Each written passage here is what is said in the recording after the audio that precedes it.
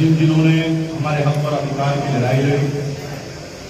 और आज डॉक्टर बाबा साहब अम्बेडकर जी को जिन्होंने उनके शुरुआती दौर में आर्थिक सहायता किया, मूल नायक बाबा साहब अम्बेडकर जी का जो वृत्त पत्र था उसे निकालने में मदद की, बाबा साहब को आधार स्तंभ दिए। ऐसे छत्रपति शाहू महाराज जी की जयंती है, वो जयंती में भी आप सभी लोगों को बधाइयां देता हूं। आज इस सम्मेलन में उपस्थित वंदनीय विक्टोरिया, वंदनीय सुमित्रा जी, और आज के सम्मेलन में इस सम्मेलन को आयोजित करने के लिए जिन जिन संस्थाओं ने, संगठनों ने, भारतीय बौद्ध महासमाज और सभी जितने भी ऑर्गेनाइजेशंस हैं, चाहे वो गुरु रविदास सभा के लोग हैं, संत कबीर मठ के लोग हैं, उन सभी लोगों का मैं धन्यवाद करता हूं। और आज यहाँ पर उपस्थित सभी मेरे भाइयों को, माताओं को, बुजुर्गों को मेरी ओर से जय भीम, नमो बुद्धाय।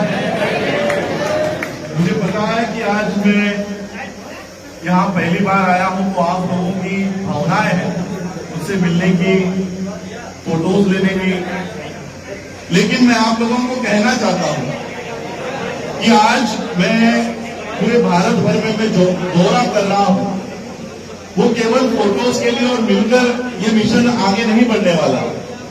हम लोगों को बाबा साहब अम्बेडकर जी ने जो अधिकार दिए, उन अधिकारों को आज बचाने की नौबत आ गई। आज 70-72 सालों बाद बाबा साहब ने जो हमारे लिए इस देश के संविधान के माध्यम से जो बाबा साहब ने हमारे लिए हम पर अधिकार दिए हैं, उसे बचाने की नौबत है। और इसलिए मैं आप लोगों से उस तरह की डिसिप्लिन मेंटेन करने की मैं रिक्वेस्ट करता हूं, आप लोगों से विनती करता हूं। मुझे देखने या मुझसे मिलने या मेरे फोटोज निकालने से कुछ नहीं होने वाला। बंदे जी हमेशा कहते हैं कि व्यक्ति की उम्र 50, 60, 70, 80 साल होगी।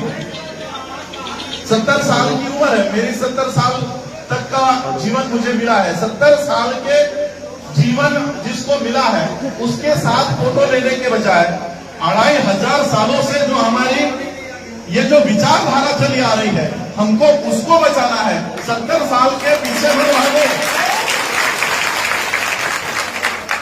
70 साल के जीवन प्राप्त किए हुए इंसान के पीछे भागने के बजाय 2500 सालों की जो हमारी संस्कृति है, जो हमारी विचारधारा है, उसके पीछे भागो और उसको मजबूत करने का काम करो। और इसलिए मैं आप लोगों के भावनाओं का कदर करता हूं। और मैं ये भी मानता हूं कि ये जो आप लोग फूल दे रहे हो, ये जो आप लोग माला पहना रहे हो, ये मेरे लिए नहीं है। मेरे शरीर में जो बाबा साहब अम्बेडकर जी का पवित्र खून है, ये उस खून का सम्मान है। इसलिए मैं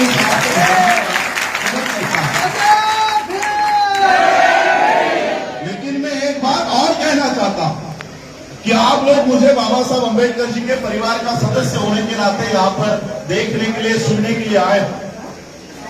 लेकिन बाबा साहब का परिवार क्या 4 लोगों का परिवार था?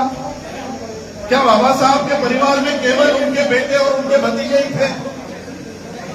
बाबा साहब के 4 बच्चे मर गए, 4। लेकिन बाबा साहब अपने 4 बच्चों को बचाने के लिए घर में बैठे नहीं थे। बाबा साहब के 4 बच्चे मर गए। पहला बच्चा गंगाधर जब बीमार था, तब बाबा साहब अम्बेडकर प्रदेश में थे। माता रमाई ने बाबा साहब अम्बेडकर जी के नाम से खत लिखा कि बाबा साहब गंगाधर बहुत बीमार है, उसको दवाई के लिए मेरे पास पैसे नहीं है, तो कुछ पैसे भेजिए।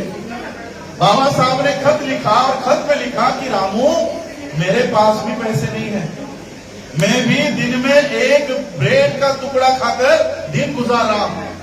अगर हमारा बच्चा नहीं बच सकता तो हमें उसे जाने देना चाहिए। बाबा साहब अम्बेडकर जी के ऐसे 1 नहीं, 2 नहीं, 3 नहीं, 4 बच्चे मर गए। कुछ ऐसे हालातों में जब बाबा साहब के पास पैसे नहीं थे, और कुछ बच्चे तो ऐसे हालात में मर गए जब बाबा साहब के पास पैसे आ गए थे। पैसे आने के बावजूद बाबा साहब का बच्चा, आखिरी बच्चा राजरतन, जो आज मेरा नाम है, उस नाम का बाबा साहब का चौथा बच्चा था। ये जब बीमार पड़ गया, बाबा साहब के पास पैसे भी थे, लेकिन उस बच्चे को हाथ लगाने वाला कोई डॉक्टर नहीं था। ये अछूतों के बच्चों को हम हाथ नहीं लगाते, इसलिए बाबा साहब के बच्चों को किसी ने हाथ नहीं लगाया।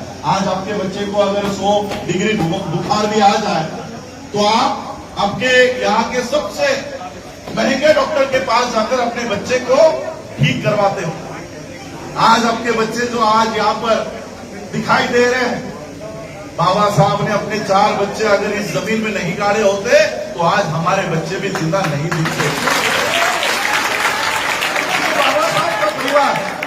बाबा साहब का परिवार सिर्फ 2-4 लोगों का नहीं है।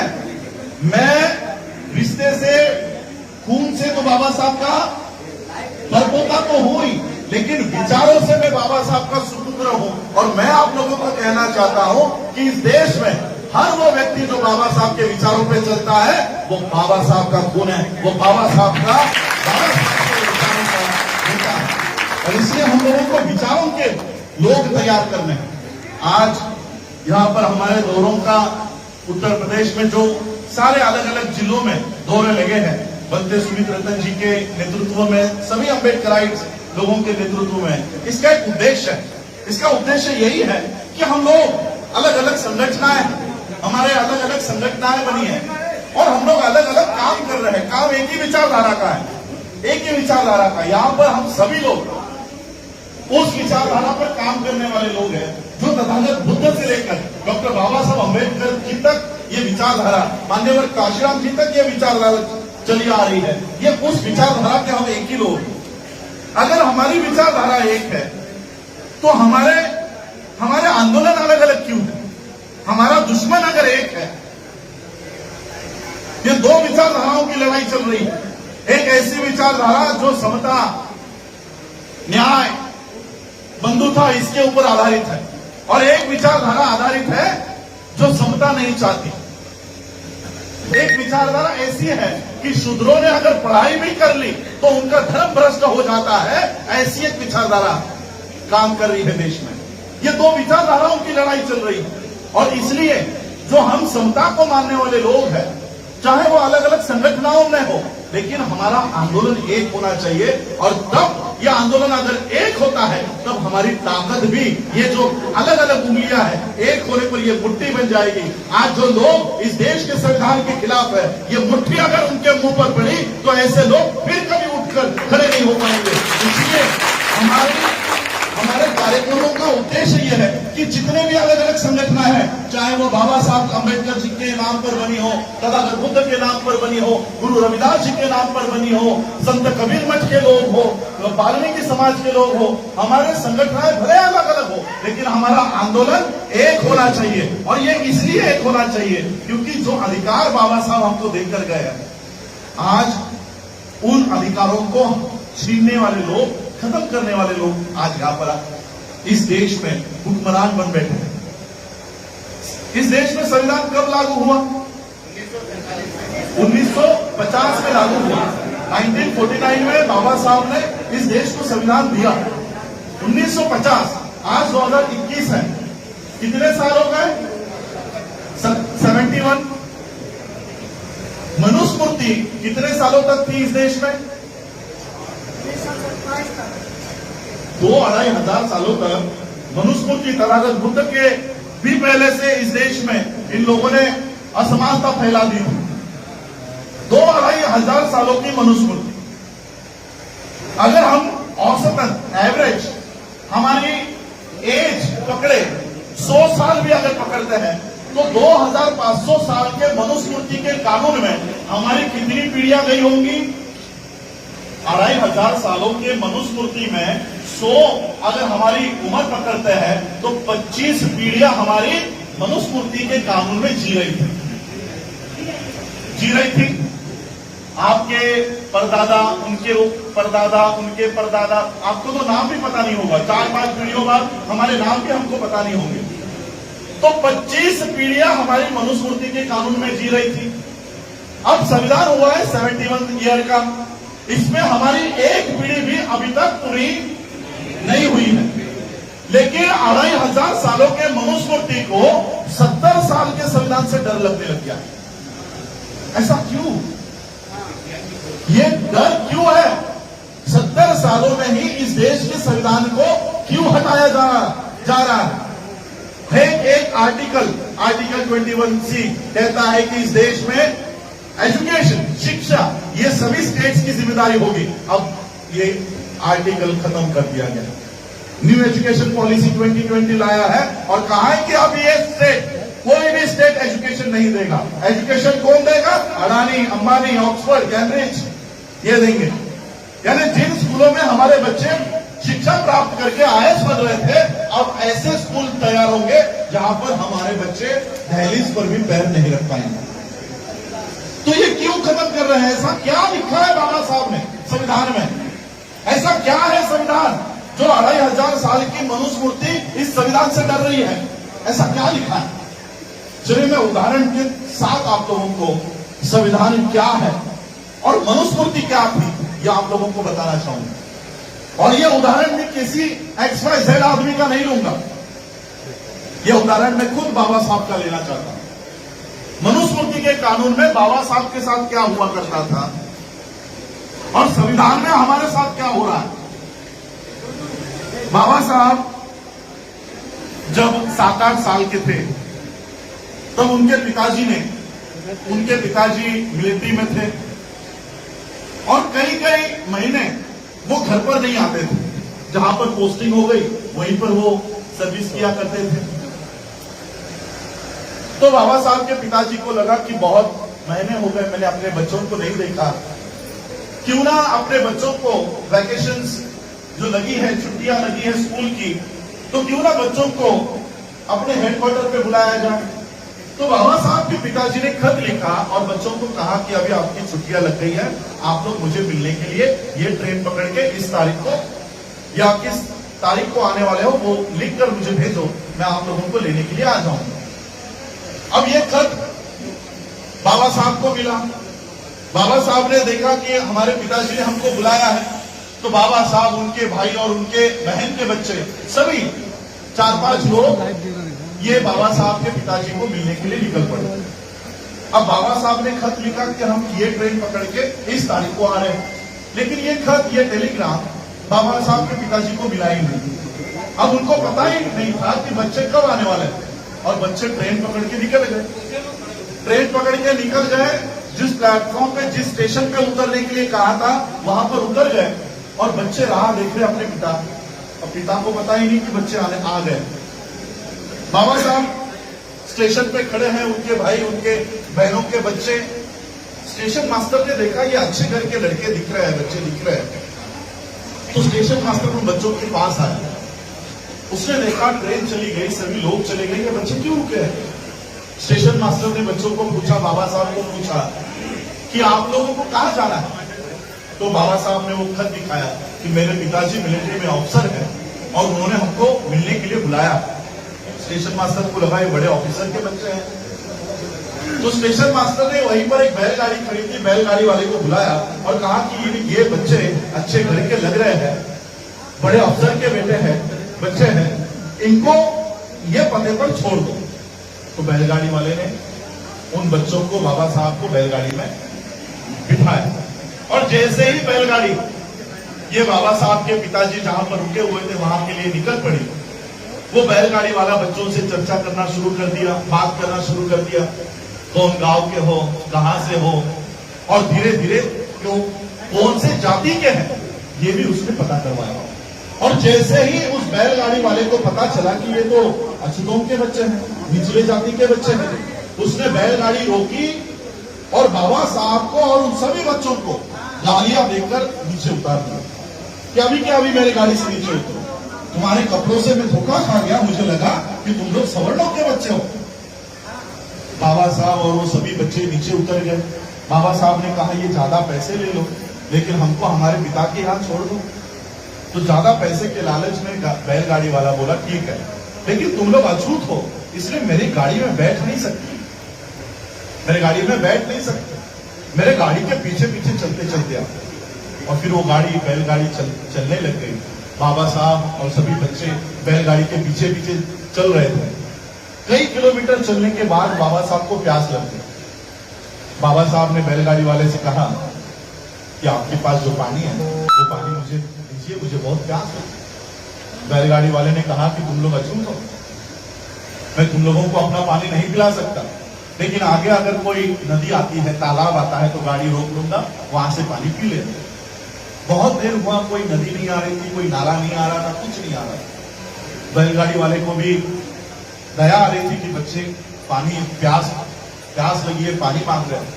और उतने में एक पानी का तालाब या उस बैलगाड़ी वाले को दिखा। उसने कहा वो देखो वहां पर पानी दिखाई दे रहा है। बाबा साहब और सभी बच्चे दौड़ते दौड़ते वहां पर गए और बाबा साहब ने देखा ये तो कीचड़ है, ये तो कीचड़ है, लेकिन प्यास लगी थी। बाबा साहब ने कीचड़ हटाया और वो गंदा पानी बाबा साहब ने और सभी बच्चों ने पिया। बाबा साहब फिर कई किलोमीटर चलते चलते अपने पिता के यहां पहुंचे। पिता ने देखा कि ये मेरे बच्चों की हालत क्या हो गई है, मुंह पर मिट्टी, बदन पर मिट्टी, कपड़े सब मैले हो गए हैं। और बाबा साहब के पिताजी को पता चल गया कि मेरे बच्चों के साथ क्या हुआ होगा। बाबा साहब दौड़ते दौड़ते आए, बाबा साहब अपने पिताजी के गले लगे और बाबा साहब ने एक ही सवाल पूछा कि पिताजी हमारे साथ ऐसा क्यों होता है, हमारे साथ ऐसा क्यों बर्ताव किया गया, ये बैलगाड़ी वाला मुझे अपने गाड़ी में क्यों बैठने नहीं देता, मुझे पानी पीने का अधिकार क्यों नहीं है। बाबा साहब के पिताजी ने कहा कि यही व्यवस्था तुम्हें बदलनी है, यही चित्र तुम्हें बदलना है। और उसी बच्चे ने बाबा साहब अम्बेडकर जी ने इस देश का संविधान लिखा। मनुस्मृति के कानून में खुद बाबा साहब के ऊपर कीचड़ का पानी पीने की नौबत आ गई। मनुस्मृति के कानून में बाबा साहब को बैलगाड़ी में बैठने का अधिकार नहीं था, लेकिन उन्हीं बाबा साहब ने इस देश में संविधान दिया और उन्हीं बाबा साहब के बदौलत आज हम लोग ये बिस्लरी का पानी पी रहे हैं। बाबा साहब को मनुस्मृति के कानून में बैलगाड़ी में भी बैठने की इजाजत नहीं थी, उन्हीं बाबा साहब के संविधान के कानून में हम हवाई जहाज में बैठते नहीं है, हवाई जहाज उड़ा रहे हैं। हमारे आज सुबह एयरफोर्स के साथी आए, एयरफोर्स में कमांडेंट है, एयरफोर्स में चीफ है, ऐसे लोग आज बाबा साहब के संविधान के माध्यम से तैयार हुए, ऐसे लोग तैयार हुए। और इसलिए 2500 सालों के मनुस्मृति को संविधान से डर लगने लग गया है कि मनुस्मृति कह रही थी कि तुमको कीचड़ का पानी भी पीने को हम नहीं देंगे, ये संविधान बाबा साहब का आपको बिस्लरी दे रहा है, आपको मिनरल वाटर दे रहा है। इसलिए ये 2500 सालों की मनुस्मृति डर रही है। इसलिए उनके ये जो लोग हैं, उनके विचारधारा को आगे फैलाने वाले जो लोग हैं, इस देश के प्रधानमंत्री से लेकर सभी लोग, ये जो लोग हैं, ये क्यों उस विचारधारा को मजबूत करने का काम कर रहे हैं। इसलिए आज ये नौबत आ गई है। अलग अलग संगठन बनाने का अधिकार भी बाबा साहब ने हमको दिया है, लेकिन अगर दुश्मन एक है तो हमारा आंदोलन भी एक होना चाहिए, हमारी लड़ाई भी एक होनी चाहिए। इसलिए ये कोई पार्टियों की लड़ाई नहीं चल रही है, कांग्रेस बीजेपी ये इन लोगों की लड़ाई नहीं है, ये लड़ाई दो विचारधाराओं की है, ये दो विचारधाराओं की लड़ाई चल रही है। और ये आज से नहीं चली आ रही है, 2500 सालों से चली आ रही है। और हम वो लोग हैं जो आज तक इस लड़ाई को, इस आंदोलन को, इस विचारधारा को हमने जिंदा रखा हुआ है, वो हम ही लोग हैं, हम ही लोग हैं। इन्हीं ब्राह्मणी व्यवस्था ने आगे चलकर हमको जातियों में बांट दिया ताकि हम लोग एक ना हो सके। ये रविदासिया, ये चमार, ये वाल्मीकि, पता नहीं कितने सारी जातियों में हम लोगों को बांट कर रखा है, लेकिन हम आज भी जर्मन संस्कृति के लोग हैं। इसलिए हम लोग आज यहाँ पर जो आए हैं वो आप सभी लोगों को एक करके बाबा साहब के दिए हुए हम पर अधिकार को बचाने के लिए यहाँ पर आए हैं। बाबा साहब ने दिए हुए अधिकारों को, संविधान को बचाने के लिए हम आए। बाबा साहब ने दिया हुआ हम इसको हम लोग इस देश में एस्टैब्लिश करने के लिए आए हैं, उसका प्रचार प्रसार करने के लिए आए हैं। मैं आप लोगों की, क्योंकि हमको फिर आगे चलकर हरदोई में भी जाना है, तो मैं अधिक भाष्य नहीं करूंगा, लेकिन एक बात मैं और आप लोगों को बताना चाहूंगा, आप लोगों से शेयर करना चाहूंगा कि बहुत लोग, क्योंकि मैं आज पहली बार यहाँ पर आया हूँ और मुझे पता नहीं कि मेरे पहले भी बाबा साहब के परिवार से अगर यहाँ कोई आया है नहीं आया, मुझे इसकी जानकारी नहीं है। लेकिन सबसे पहले आप ही आए हैं। अच्छा, तो सबसे पहले बाबा साहब के परिवार से मैं ही यहाँ पर आया हूँ। तो मैं आप लोगों को बताना चाहता हूँ, मैं अलग अलग राज्यों में जब जाता हूँ तो वहाँ के लोगों को बाबा साहब का संपत्ति जानने का बहुत उत्सुकता रहती है कि बाबा साहब की प्रॉपर्टी क्या है, बाबा साहब के पास कितने बंगले थे, बाबा साहब के पास कितने स्कूल है, कितने कॉलेज है, बाबा साहब की प्रॉपर्टी कितनी है। देखिए, मैं आप सभी लोगों को बताना चाहूंगा, बाबा साहब अम्बेडकर जी 4 डिपार्टमेंट के 4 खातों के मंत्री रहे। उनके पूरे जीवन कार्यकाल में 4 खातों के मंत्री बाबा साहब रहे थे। आज हमारे यहाँ का एक सरपंच भी बन जाता है तो 7 पीढ़ियों को कमा कर रख के चला जाता है कि इतना पैसा वो इकट्ठा करता है। लेकिन बाबा साहब तो 4 खातों के मंत्री थे, तो कितना सारा पैसा जमा किया होगा बाबा साहब ने। बाबा साहब का जब महापरिनिर्वाण हुआ तब उनके बैंक अकाउंट में 15,000 रुपए थे, 15,000, और किसी बैंक का बाबा साहब पे कर्जा था। 4 खातों के मंत्री होने के बावजूद बाबा साहब अम्बेडकर जी के पास 15,000 रुपए। तो बाबा साहब की संपत्ति क्या है, बाबा साहब की प्रॉपर्टी क्या है। आज मैं आप लोगों को बाबा साहब अम्बेडकर जी की प्रॉपर्टी बताना चाहता हूँ। आज आप लोगों में कोई डॉक्टर बैठा होगा, कोई इंजीनियर बैठा होगा, कोई लॉयर बैठा होगा, कोई प्रोफेसर बैठा होगा। आज आप लोगों में क्लास 1 क्लास 2 ऑफिसर्स बने हैं। ये है बाबा साहब की प्रॉपर्टी, ये तुम्हारे और इस प्रॉपर्टी का हिस्सा लेने के लिए मैं आया, इस प्रॉपर्टी में से हिस्सा लेने के लिए आप लोगों का योगदान हमें चाहिए। बाबा साहब अम्बेडकर जी के जो हक और अधिकार बाबा साहब ने दिए हैं उसको बचाने के लिए आपका साथ चाहिए, आपका सहयोग चाहिए। जो इस देश का इंटेलेक्चुअल वर्ग है उनको हम बताना चाहते हैं, उनको हम अपील कर रहे हैं कि आप लोग इस मूवमेंट को, हम लोगों को जो हम ये मूवमेंट चला रहे हैं इसको सपोर्ट कीजिए। आज हम लोग आप लोगों को अपील कर रहे हैं, इसलिए मैं आज यहीं पर आप लोगों के यहाँ पर उन्नाव की धरती पर यहाँ पर हूँ। मैं आप लोगों से आपके छोटा छोटा जो आपका सहयोग है, साथ है, वो आप लोगों का साथ चाहूंगा। और बाबा साहब ने जो ये मिशन हम लोगों के आगे सौंप कर गया है कि इसको बचाए रखना है इसको। और मैं और एक अपील करना चाहूंगा कि हम लोग आज जो काम कर रहे हैं, अपनी स्वतंत्र व्यवस्था खड़ी करने का भी काम हम लोग कर रहे हैं। अपनी स्वतंत्र व्यवस्था, आज आप लोगों के बच्चे जिन स्कूलों में जाते हैं, जिन शिक्षा के केंद्रों में पढ़ाई करने के लिए जाते हैं, उनको ब्राह्मणवादी शिक्षा के अनुसार ढाला जाता है। गुरु ब्रह्मा गुरु विष्णु का पढ़ाई उनके घरों में, आपके घरों में छोड़ी जाती है। और इसलिए मैं कहना चाहता हूं कि 70-72 साल इस देश के संविधान को हुआ है, तो क्या इन 70 सालों के संविधान का बेनिफिट लेकर हम अपनी शिक्षा की व्यवस्था नहीं खड़ी कर सकते। इसलिए आज आप लोगों के पास ये विहार है। मैं ये कहूंगा कि इस विहार के साथ साथ एक ऊपर और एक मंदिर बनाई जाए जिसमें हमारे बच्चे शिक्षा प्राप्त करें, हमारी खुद की शिक्षा। हमको किसी और के शिक्षा की व्यवस्था में अपने बच्चों को नहीं डालना, हमारी खुद की शिक्षा जो हमारे भविष्यों का आंदोलन हमारे आने वाली नस्लों को, हमारे आने वाली पीढ़ियों को समझाया जाए। इसलिए आज मैं यहीं पर अपनी वाणी को विराम दूंगा। मैं बंते जी को भी हमें सुनना है और आप लोगों ने मुझे यहाँ पर आमंत्रित किया, इतना बड़ा सत्कार समारोह किया, उसके लिए मैं आप सभी लोगों का आभार भी व्यक्त करता हूँ। और ये कोई हमारा पहला या आखिरी दौरा नहीं है, हम लोग फिर आते रहेंगे। ये बहुत ही शॉर्ट और इंट्रोडक्शन हमारा कार्यक्रम चल रहा है, सारे उत्तर प्रदेश में चल रहा है। ये 10 दिन के बाद फिर हम लोग 10-15 दिन का दौरा करेंगे और एक बहुत बड़ा हमारा कैंपेन चल रहा है कि 5 करोड़ लोगों को 2025 में बौद्ध धर्म की दीक्षा का समारोह हम लोग करने जा रहे हैं। 5 करोड़।